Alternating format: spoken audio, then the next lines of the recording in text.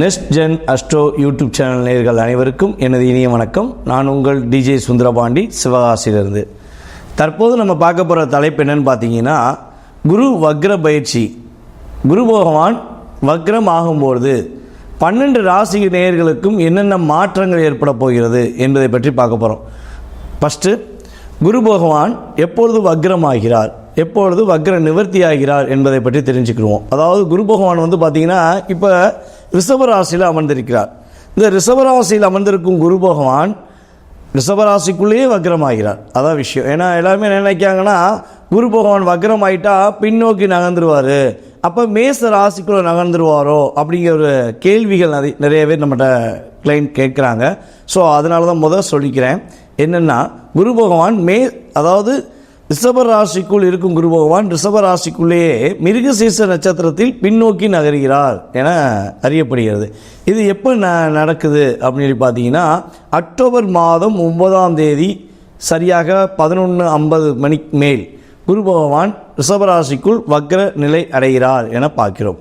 அப்போ அக்டோபர் 9லிருந்து அவர் எப்போ வரையும் அந்த வக்ர நிலையில் இருப்பார் அப்படின்னு சொல்லி பார்த்தீங்கன்னா, பிப்ரவரி 2ஆம் தேதி 2025 வரையும் குரு பகவான் வக்ர நிலையிலேயே செயல்படுவார் என பார்க்கிறோம். அப்போ இந்த பிப்ரவரி 2ஆம் தேதிக்கு மேலே தான் குரு என்ன பண்ணுவார், வக்ர நிவர்த்தி ஆவார் என தெரிகிறது. சரி, ஓகே. இந்த குரு பகவான் வக்ர நிலையில் இருக்கும்பொழுது நம்ம நேயர்களுக்கு என்னென்ன மாற்றங்கள் ஏற்படும், அப்போ நிறைய பிரச்சனைகள் எதுவும் வருமா, கவலைகள் எதுவும் வருமா அப்படிங்கிற ஒரு பதட்டமான சூழ்நிலையை விட்டு நீங்கள் கட்டாயமாக வெளியே வந்துடலாம். ஏன்னா இந்த குரு பகவான் பார்த்திங்கன்னா இயற்கை சுபகிரகம். ஒரு நல்லவர் திடீர்னு ஒரு வக்ர புத்தி அப்படின்னு நம்ம சொல்லுவோம் பார்த்தீங்களா, நல்லா தான் அந்த மனுஷன் இருந்தான், இவன் ஏன் இப்படி ஒரு வக்ர புத்தியோடு இருக்கான் அப்படின்னு நம்ம சொல்லுவோம் பார்த்தீங்களா. அதே மாதிரி தான் சுப கிரகமான குரு பகவான் வக்ர நிலை அடையும் பொழுது என்ன பண்ணுவார்னா, சில ராசிகளுக்கு சில ஒரு பாதிப்புகளையும் சில விதமான ஒரு சிந்தனைகளையும் கொடுப்பார், அவ்வளோதான். ஆனால் இந்த வக்ர நிலை அடைவதனால பல ராசிகளுக்கு நல்ல மாற்றங்களும் உண்டு, வெற்றிகரமான செயல்பாடுகளும் உண்டு என அறியப்படுகிறது. இதில் உங்களுடைய சுய ஜாதகத்தில், அதாவது நம்ம பார்த்து கொண்டிருக்கும் நேயர்களுக்கு என்ன சொல்கிறேன்னா, உங்களுடைய சுய ஜாதகத்தில் குரு பகவான் வக்ர நிலையில் இருக்கார் அப்படின்னு நினச்சிக்கோங்களேன். அப்படி இருந்தார்னா நீங்கள் என்ன ராசியாக இருந்தாலும் சரி, என்ன நட்சத்திரமாக இருந்தாலும் சரி, என்ன லக்னமாக இருந்தாலும் கவலைப்பட தேவையில்லைங்க. நீங்கள் ஏதாவது ஒரு விஷயத்தை எதிர்நோக்கி காத்துக்கிட்டு இருப்பீங்க. இந்த விஷயம் செஞ்சிடலாமா, அது வேலை நிமித்தமான செயல்பாடாக இருந்தாலும் சரி, பொருளாதார ரீதியான செயல்பாடுகளாக இருந்தாலும் சரி, அல்லது ஒரு சுப நிகழ்ச்சிகளுக்குரிய செயல்பாடுகளாக இருந்தாலும் சரி, உங்கள் மனசில் இந்த விஷயத்தை நடக்கவே மாட்டேங்கி நான் நடத்தி காட்டணும்னு ஆசைப்பட்றேன், அதுக்காண்டி போராடுறேன் அப்படிங்கிற நிலையில் இருக்கீங்க அப்படின்னா, உங்களுடைய சுய ஜாதகத்தில் குரு பகவான் வக்ர நிலையில் இருக்கிறார் என்றால் இந்த குரு வக்ர பயிற்சி உங்களுக்கு மிகப்பெரிய ஒரு பொற்காலமான காலமாக இருக்கும். அது எந்த மாற்றமும் கிடையாது.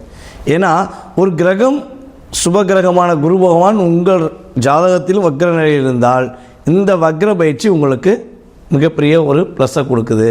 சரி சாமி, என்னுடைய ஜாதகத்தில் குரு பகவான் வக்ர நிலையில் இல்லை, ஆனால் மற்ற கிரகங்கள் வக்ர நிலையில் இருக்குது. அப்போ எக்ஸாம்பிள் ஒரு புதன் பகவான் வக்ரத்தில் இருக்காருன்னு வச்சுக்கோங்களேன். அப்போ இந்த வக்ர பயிற்சி எனக்கு ஒரு மாற்றத்தை கொடுக்குமா அப்படின்னு சொல்லி ஒரு கேள்வி வச்சிங்கன்னா அதுக்கும் பதில் உண்டு. உங்களுடைய சுய ஜாதகத்தில் மற்ற கிரகங்கள் வக்ர நிலையில் இருந்தால், அந்த கிரகம் குருவின் சாரம் பெற்றிருந்தால் உறுதியாக உங்களுக்கு மிகப்பெரிய ஒரு மாற்றங்களும் முன்னேற்றங்களும் உண்டு என பார்க்கிறோம். ஓகே. இந்த குரு பகவான் பார்த்தீங்கன்னா இப்போ ஃபஸ்ட்டு என்ன பண்ணுறாரு, மிருகசீர்ஷ நட்சத்திரத்தில் வக்ர நிலையில் இருக்கார். அதுக்கடுத்து பார்த்தீங்கன்னா ரோகிணி நட்சத்திரத்தில் வக்ர நிலையில் இருப்பார்.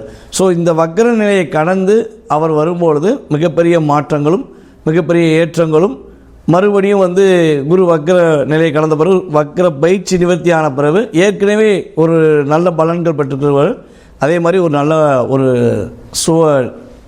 சுவ சம்பந்தப்பட்ட ஒரு மகிழ்ச்சி சம்பந்தப்பட்ட நிகழ்ச்சிகளை பெறுவார்கள் என நிதர்சனமான உண்மை. ஸோ வக்ர பயிற்சி வீடியோ முழுமையாக பாருங்கள். சில நல்ல விஷயங்கள், ஒரு அற்புதமான செயல்பாடுகளை உங்களுக்கு தெளிவாக சொல்லியிருப்பேன்.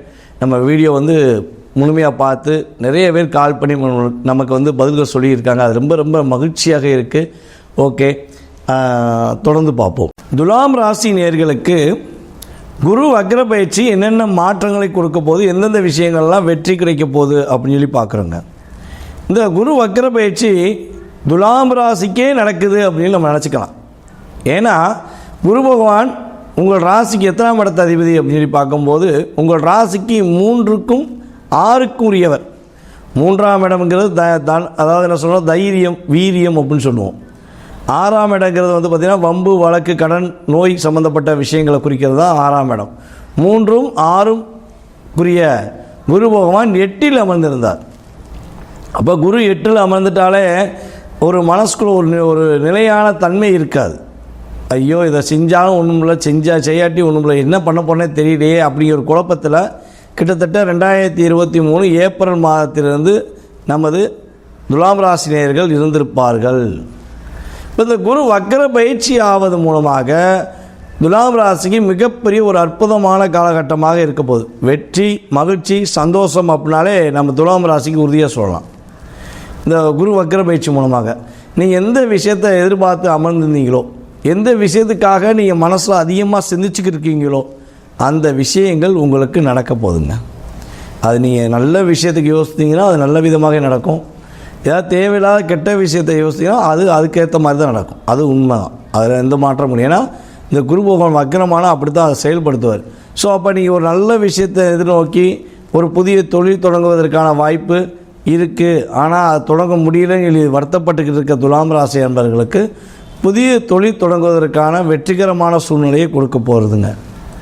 அதே துலாம் ராசியில் உள்ள பெண்கள் புதிய தொழில் சொந்தமாக தொழில் தொடங்கி நான் என்னுடைய திறமையை நான் நிலைநாட்டணும், எனக்குன்னு ஒரு மதிப்பும் அங்கீகாரம் கிடைக்கணும், அதுக்காக நான் இவ்வளோ ஹார்ட் ஒர்க் பண்ணியிருக்கேன், இவ்வளோ நாள் போராடியிருக்கேன், ஆனால் அந்த போராட்டத்துக்கு ஒரு வெற்றி கிடைக்குங்கிற நம்பிக்கையிலே இருக்கேன் அப்படின்னு யார் இருக்கீங்க அப்படின்னா அப்படிப்பட்ட துலாம் ராசி பெண்களுக்கு உறுதியாக ஒரு அங்கீகாரம் கிடைக்கக்கூடிய காலகட்டமாக எடுத்துக்கொள்ளலாம்.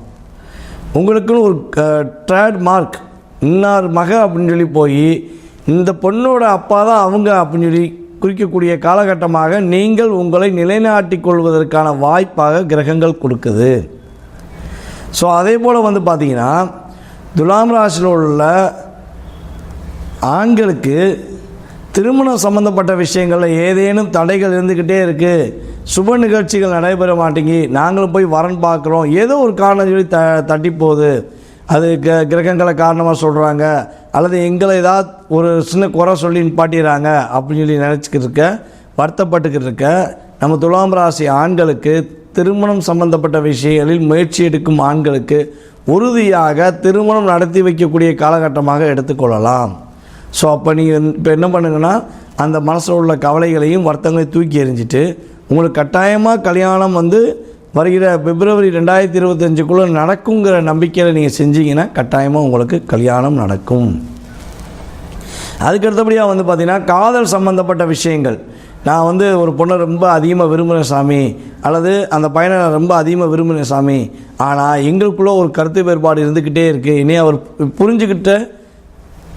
புரிஞ்சு என்னை வந்து செயல்படுத்த மாட்டேங்காரு, சண்டைகள் இருக்குது, அதிகமாக கோபங்கள் வருது அப்படின்னு சொல்லி நினச்சிக்கிட்டு இருக்க துலாம் ராசி என்பவர்களுக்கு சண்டைகள் விலகி சச்சரவுகள் விலகி உங்களை ஒரு அன்புடன் புரிதலுடன் பார்க்கக்கூடிய காலகட்டமாக இதை நீங்கள் எடுத்துக்கலாம்.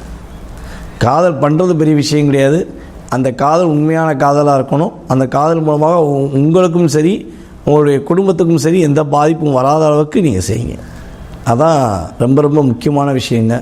உங்களுக்கு கஷ்டப்பட்டு ஒரு அன்பாக பண்பாக பாசமாக வளர்த்த உங்களுடைய தாய் தந்தையருக்கு நீங்கள் உண்மையாக இருந்து அவர்களுக்கு ஒரு மதிப்பை கொடுக்கணுங்கிறது தான் என்னுடைய கருத்து.